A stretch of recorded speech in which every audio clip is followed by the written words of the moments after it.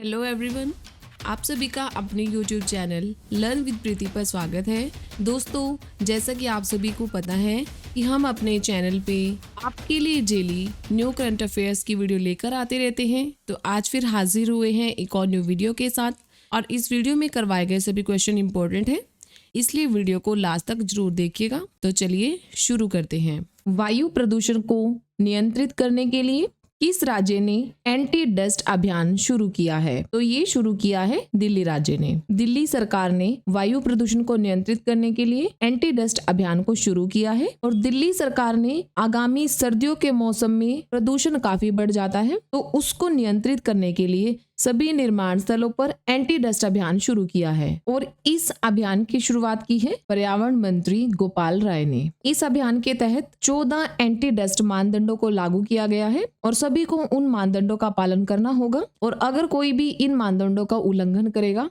तो उसके खिलाफ सख्त कार्रवाई भी की जाएगी। और बात करें दिल्ली की, तो दिल्ली के मुख्यमंत्री हैं अरविंद केजरीवाल जी, और दिल्ली के उपराज्यपाल हैं विनय कुमार सक्सेना। और दिल्ली भारत की राजधानी बना था 1911 में। जब दिल्ली दरबार का आयोजन हुआ था तो उस समय में जो राजधानी थी उसको कोलकाता से दिल्ली में स्थानांतरित कर दिया गया था। अगला क्वेश्चन है, अंतरराष्ट्रीय सौर गठबंधन की 5वीं असेंबली 17 से 20 अक्टूबर तक किस शहर में आयोजित की जा रही है? तो ये आयोजित की जाएगी नई दिल्ली में। अंतरराष्ट्रीय सौर गठबंधन की 5वीं असेंबली 17 से लेकर 20 अक्टूबर तक नई दिल्ली में आयोजित की जाएगी। और इस असेंबली की जो अध्यक्षता करेंगे वो करेंगे केंद्रीय ऊर्जा, नवीन और नवीकरणीय ऊर्जा मंत्री आर.के. सिंह। और इस बैठक में कुल 109 सदस्य देशों के प्रतिनिधि भाग लेंगे। और अभी वर्तमान में भारत के पास अंतरराष्ट्रीय सौर गठबंधन असेंबली के अध्यक्ष का पद है। अगला क्वेश्चन है, इंडिया मोबाइल कांग्रेस का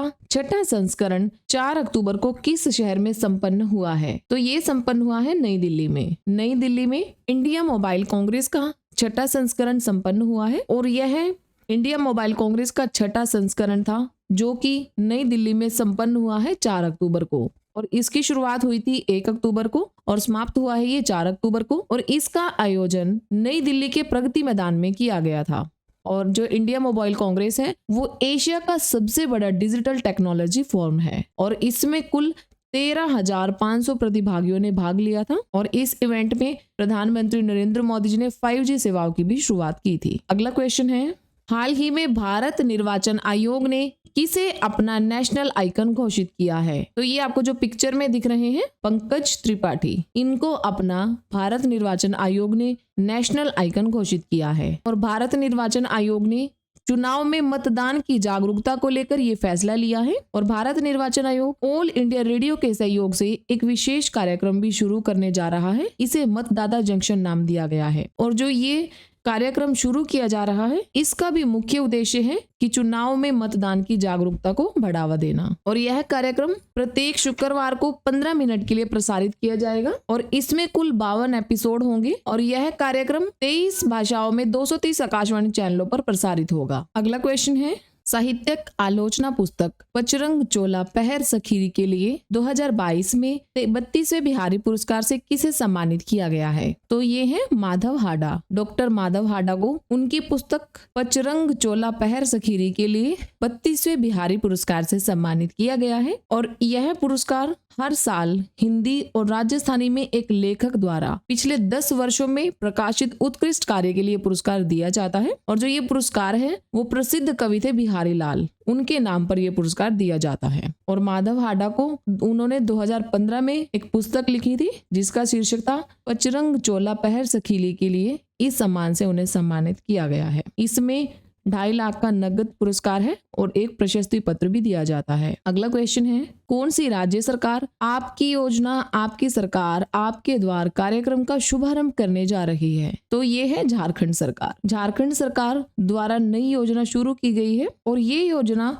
2 चरणों में की जाएगी। इसका जो पहला चरण है वो 12 अक्टूबर से लेकर 22 अक्टूबर तक चलेगा, और दूसरा चरण 1 नवंबर से लेकर 14 नवंबर तक चलेगा। अगला क्वेश्चन है, हाल ही में अमेरिकी राष्ट्रपति जो बाइडेन द्वारा लाइफ टाइम अचीवमेंट अवार्ड से किसे सम्मानित किया गया है? तो ये हैं डॉक्टर विवेक लाल। इन्हें लाइफ टाइम अचीवमेंट अवार्ड से सम्मानित किया गया है और डॉक्टर विवेक लाल को अमेरिकॉर्प्स ने एक प्रशस्ति पत्र देकर इस सम्मान से सम्मानित किया है। और जो अमेरिकॉर्प्स है वो अमेरिकी सरकार का ही एक हिस्सा है। अमेरिकॉर्प्स का मुख्य उद्देश्य है ऐसी गतिविधियों को बढ़ावा देना जो अमेरिका को समुदायों की सेवा करने के करीब लाती है। और बात करें डॉक्टर विवेक लाल की, तो वो जनरल एटॉमिक्स के मुख्य कार्यकारी अधिकारी हैं और अब इन्हें अमेरिकी राष्ट्रपति द्वारा लाइफ टाइम अचीवमेंट अवार्ड से सम्मानित किया गया है। अगला क्वेश्चन है, हाल ही में केंद्रीय रिजर्व पुलिस बल के 37वें महानिदेशक के रूप में किसने कार्यभार संभाला है? तो ये हैं जो आपको पिक्चर में दिख रहे हैं, सुजाय लाल थाउसेन। इन्होंने सीआरपीएफ के 37वें महानिदेशक के रूप में कार्यभार संभाला है और इनका कार्यकाल नवंबर 2023 तक होगा। और इससे पहले सुजाय लाल सशस्त्र सीमा बल के महानिदेशक के साथ साथ भारत तिब्बत सीमा पुलिस का भी अतिरिक्त कार्यभार संभाल चुके हैं। और इसके साथ ही जो आईपीएस अधिकारी हैं अनीश दयाल सिंह, इनको भी भारत तिब्बत सीमा पुलिस का नया डीजी नियुक्त किया गया है। अगला क्वेश्चन है, पेरिस में आयोजित अपने वार्षिक सम्मेलन के दौरान अंतर्राष्ट्रीय अंतरिक्ष यात्री महासंघ के उपाध्यक्ष के रूप में किसे चुना गया है? तो ये है डॉक्टर अनिल कुमार। डॉक्टर अनिल कुमार को अंतर्राष्ट्रीय अंतरिक्ष यात्री महासंघ के उपाध्यक्ष के रूप में चुना गया है। और डॉक्टर अनिल कुमार इसरो में एसोसिएट डायरेक्टर के रूप में कार्यरत है और अब इन्हें अंतर्राष्ट्रीय अंतरिक्ष यात्री महासंघ का उपाध्यक्ष चुना गया है। और आईएएफ की स्थापना 1951 में हुई थी और अब इसमें 72 देशों के 433 सदस्य हैं। और बात करें अंतरिक्ष यात्री महासंघ के मुख्यालय की, तो ये है पेरिस, फ्रांस में और इसके अध्यक्ष हैं क्लेमोरी। अगला क्वेश्चन है, 3 साल की अवधि के लिए इन्हें यस बैंक का प्रबंध निदेशक और मुख्य कार्यकारी नियुक्त किया गया है। तो ये है प्रशांत कुमार। प्रशांत कुमार को यस बैंक का प्रबंध निदेशक और मुख्य कार्यकारी अधिकारी नियुक्त किया गया है। और इससे पहले प्रशांत कुमार एसबीआई बैंक के उप प्रबंध निदेशक और सीएफओ भी थे और अब इन्हें 3 साल की अवधि के लिए यस बैंक के प्रबंध निदेशक के रूप में नियुक्त किया गया है। और फ्रेंड्स, अब कुछ स्टैटिक जीके के क्वेश्चंस को देख लेते हैं। तो इसमें जो फर्स्ट क्वेश्चन है, इस विटामिन की कमी से खून का रुकाव बंद नहीं होता है? तो ये है विटामिन के। अगर किसी व्यक्ति के शरीर में विटामिन के की कमी हो जाती है, तो अगर उसको कहीं चोट वगैरह लग जाती है तो उसकी ब्लीडिंग रुकती नहीं है। तो इसका मुख्य कारण क्या है कि उसके अंदर विटामिन के की कमी हो गई है। अगला क्वेश्चन है,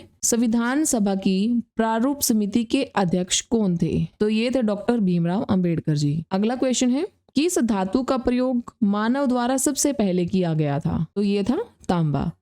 अगला क्वेश्चन है, दिल्ली स्थित लाल बहादुर शास्त्री जी की समाधि का क्या नाम है? तो उनकी समाधि का नाम है विजय घाट। अगला क्वेश्चन है, वास्को डी गामा भारत कब आया? तो ये आया 1498 ईस्वी में। अगला क्वेश्चन है, ओलंपिक खेलों का आयोजन कितने वर्षों के बाद होता है? तो ये होता है 4 वर्षों के बाद। अगला क्वेश्चन है, हिंदी भाषा का पहला समाचार पत्र कौन सा था? तो ये था उदंत मार्तंड। अगला क्वेश्चन है, भारत की प्रथम महिला मुख्यमंत्री कौन थी? तो ये थी सुचेता कृपलानी। अगला क्वेश्चन है, दिल्ली भारत की राजधानी कब बनी? तो ये बनी 1911 में। अगला क्वेश्चन है, तुलसीदास कृत रामचरितमानस हिंदी भाषा की किस बोली में लिखी गई है? तो ये लिखी गई है अवधी बोली में। तो फ्रेंड्स, आज की वीडियो में मैंने ये 10 स्टैटिक जीके के क्वेश्चंस रखे हैं और इनके साथ साथ करंट अफेयर को भी कवर करने की कोशिश की है। और आज का क्वेश्चन आप सबके लिए ये रहा, 2022 में साहित्य के नोबेल पुरस्कार से किसे सम्मानित किया गया है? तो इसके ऑप्शंस ये रहे। तो इनमें से जो भी ठीक आंसर होगा वो मुझे कमेंट करके आप जरूर बताइएगा। और फ्रेंड्स,